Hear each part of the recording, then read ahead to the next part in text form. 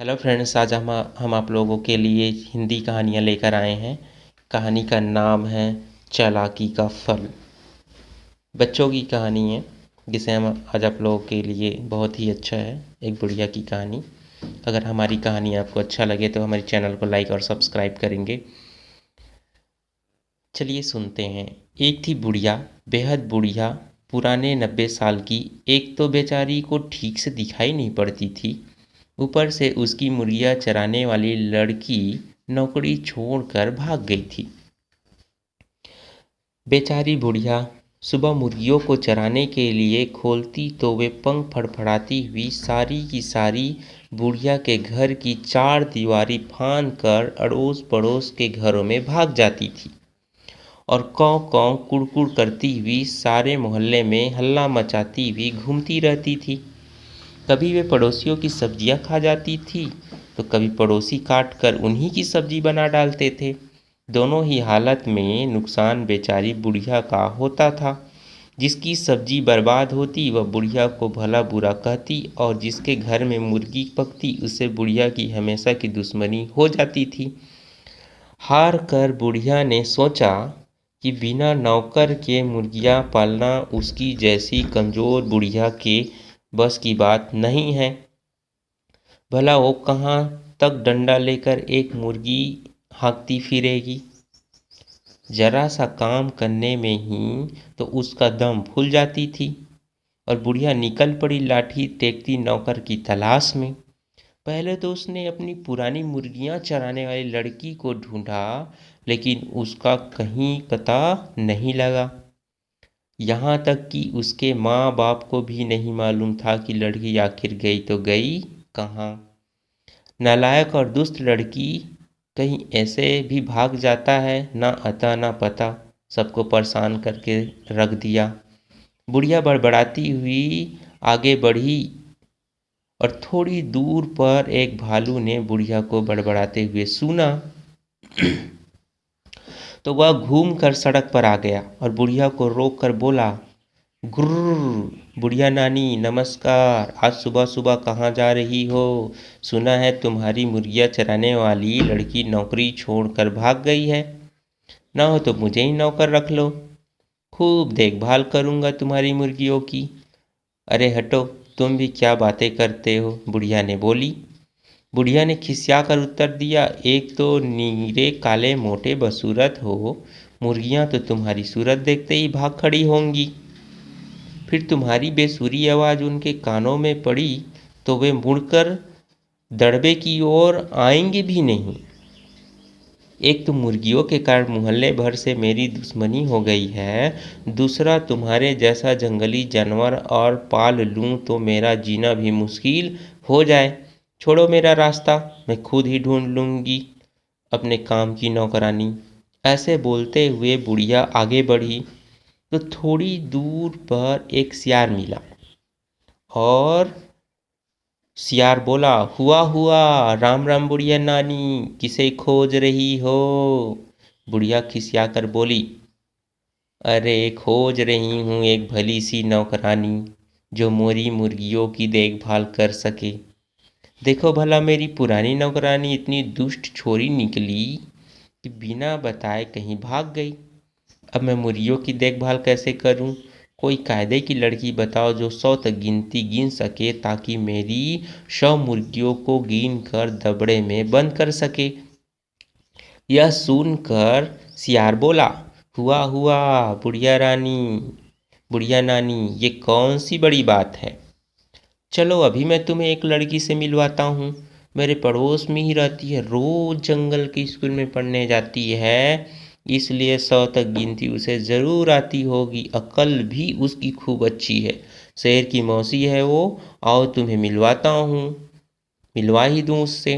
बुढ़िया लड़की की तारीफ सुनकर बड़ी खुश होकर बोली, जुग जुग जियो बेटा, जल्दी बुलाओ उसे, काम काज समझा दूँ, अब मेरा सारा झंझट दूर हो जाएगा। लड़की मुर्गियाँ की देखभाल करेगी और मैं आराम से बैठकर बिलोया करूँगी। सियार भाग कर गया और अपने पड़ोस में रहने वाली चालाक पूसी बिल्ली को साथ लेकर लौटा। पूसी बिल्ली बुढ़िया को देखते ही बोली, म्याऊं बुढ़िया नानी नमस्ते, मैं कैसी रहूंगी तुम्हारी नौकरानी के काम के लिए।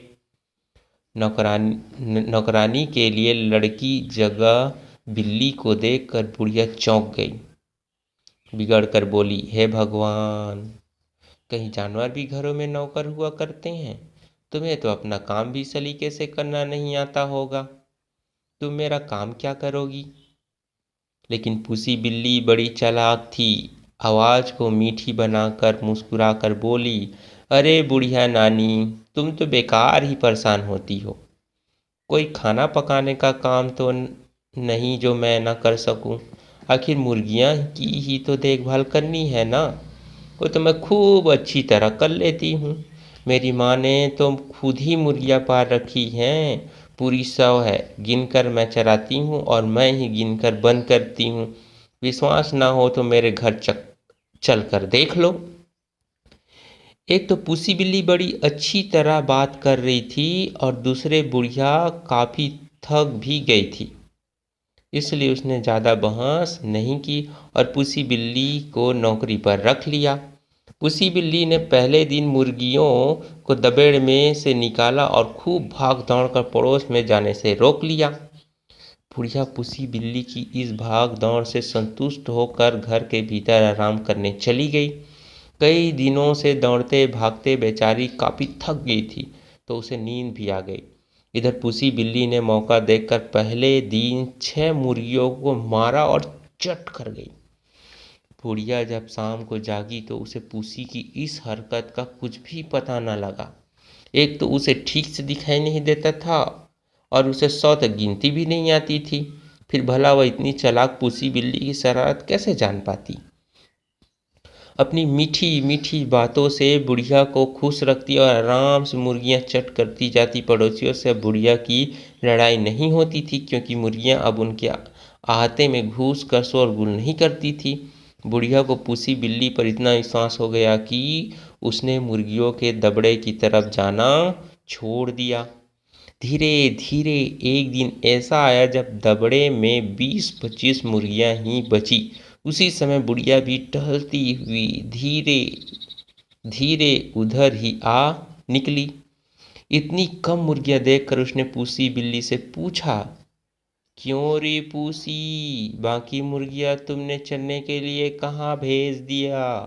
पूसी बिल्ली ने झट से बात बनाई, अरे और कहाँ भेजूंगी बुढ़िया नानी, सब पहाड़ के ऊपर चली गई हैं। मैंने बहुत बुलाया लेकिन इतनी शरारती हैं कि वापस आती ही नहीं। ओफ ओफ ओफ, ये शरारती मुर्गियाँ। बुढ़िया का बड़बड़ाना फिर शुरू हो गया। अभी जाकर देखती हूँ कि ये इतनी ठीठ कैसे हो गई। पहाड़ के ऊपर खुले में घूम रही हैं, कहीं कोई शेर भेड़िया या आ ले गए तो बस। ऊपर पहुंचकर बुढ़िया को मुर्गियों तो नहीं मिली सिर्फ उनकी हड्डियां और पंख का ढेर। बुढ़िया को समझते देर न लगी कि यह सारी करतूत पूसी बिल्ली की है। वो तो तेजी से नीचे घर की ओर लौटी। इधर पूसी बिल्ली ने सोचा कि बुढ़िया तो पहाड़ पर गई, अब वह वहाँ सिर पकड़ कर रोएगी, जल्दी आएगी नहीं। तब तक क्यों ना मैं बचाई मुर्गियाँ भी चट कर लूँ। यह सोचकर उसने बाकी मुर्गियों को भी मार डाला। अभी वह बैठी उन्हीं खा ही रही थी कि बुढ़िया वापस लौट आई। पूसी बिल्ली को मुर्गियां खाते देखकर वह गुस्से से आग बबूला हो गई और उसने पास पड़ी कोयले की टोकरी उठाकर पूसी के सिर पर दे मारी। पूसी बिल्ली को चोट तो लगी, उसका चमकीला सफ़ेद रंग भी काला हो गया। अपनी बदसूरती को देखकर वह रोने लगी। आज भी लोग इस घटना को नहीं भूले हैं और रोती हुई काली बिल्ली को डंडा लेकर भगाते हैं। चालाकी का उपयोग बुरे कामों में करने वालों को पूसी बिल्ली जैसा फल भोगना पड़ता है। थैंक यू दोस्तों फॉर लिसनिंग माई